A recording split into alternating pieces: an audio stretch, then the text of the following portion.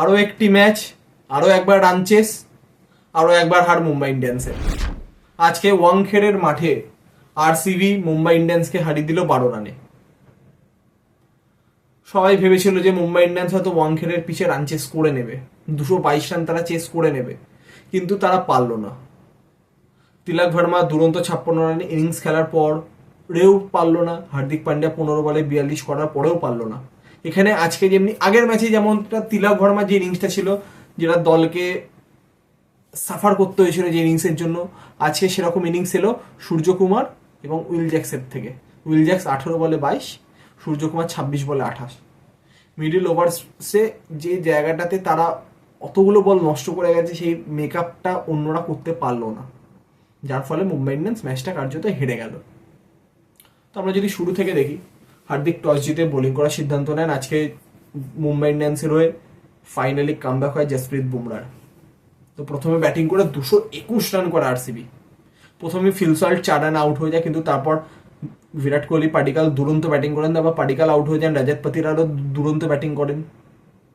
বিরাট 67 করেন, 37 করেন, Padikkal half century complete করেন, রজত পাতিরা, তারপর লিভিংস্টন 0 রানে আউট হয়ে যান, কিন্তু লাস্টে জিতেশ এসে দুরন্ত ব্যাটিং করেন। 42 রানের ইনিংস, 4টি 6, 2টি 4। স্পেশালি 19.5 19.5 ওভারের যে বলটা, সেখানে জসপ্রীত বুমরার যে বলটাতে তিনি মিড উইকের উপর দিয়ে 6 মারেননি, সেরা ছিল আজকে, জাস্ট সেরা। তো ফাইনালি 221 রানে 5 উইকেটে শেষ হয় আরসিবির ইনিংস। 222 করতে হতো মুম্বাই ইন্ডিয়ান্সকে। তো শুরুতেই রোহিত শর্মা 17 রানে আউট হয়ে যায়, রিকেলটন 17 রানে আউট হয়ে যায়। তারপর সূর্যকুমার আর উইল জ্যাক্স একটি পার্টনারশিপ বিল্ড করে, কিন্তু সেই পার্টনারশিপ আরও দলকে ব্যাকফুটেই ফেলে দেয়। তারপর উইল জ্যাক্স আউট হয়, তিলক আসে, তারপর সূর্যকুমার আউট হয়। কিন্তু তারপরে হার্দিক পান্ডিয়া এবং তিলক ভার্মা দুজনে দুরন্ত ব্যাটিং করছিলেন। হার্দিক 15 বলে 42, তিলক 29 বলে 56। কিন্তু এই দুজন যখন আউট হয়ে যায় আর কোনো আশাই থাকে না, একে একে উইকেট পড়তে থাকে। তো ফাইনালি 209 রানে 9 উইকেটে শেষ হয় মুম্বাই ইন্ডিয়ান্সের ইনিংস, এবং তারা 12 রানে ম্যাচটি হেরে যায়। এবং আরসিবির 4টি উইকেট তোলেন কুনাল পান্ডিয়া, দুরন্ত বোলিং করেন তিনি। তো আরসিবি আজকে অলরাউন্ড পারফরমেন্সের দরুনই ম্যাচটা জিতলো। তারা 17 বছর পর এইবারে চিপকের মাঠে চেন্নাইকে হারিয়েছে, 10 বছর পর আজকে মুম্বাইকে হারালো ওয়াংখেড়েতে। তো তাদের জন্য এই সিজন এখনো অব্দি স্বপ্নের সিজন। তো তারা এটাই এক্সপেক্ট করবে যে তাদের যে পারফরমেন্সটাকে যাতে তারা নেক্সট আগামী ম্যাচগুলিতেও ধরে রাখতে পারে। এবং মুম্বাই ইন্ডিয়ান্সের পয়েন্ট অফ ভিউ থেকে দেখতে গেলে রোহিত শর্মার ব্যাট থেকে রান আসছে না, সব থেকে বড় চিন্তার বিষয়।